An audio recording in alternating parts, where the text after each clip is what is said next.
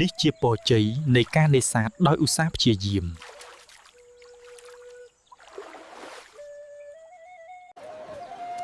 សំបាយដំណើបនេះបន្តិចបាទសូមអរគុណច្រើន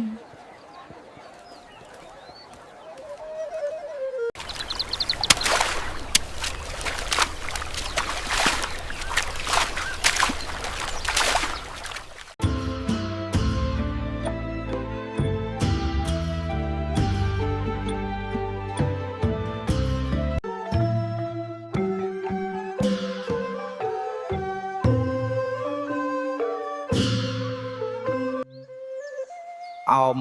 នមោសិទ្ធិកាយ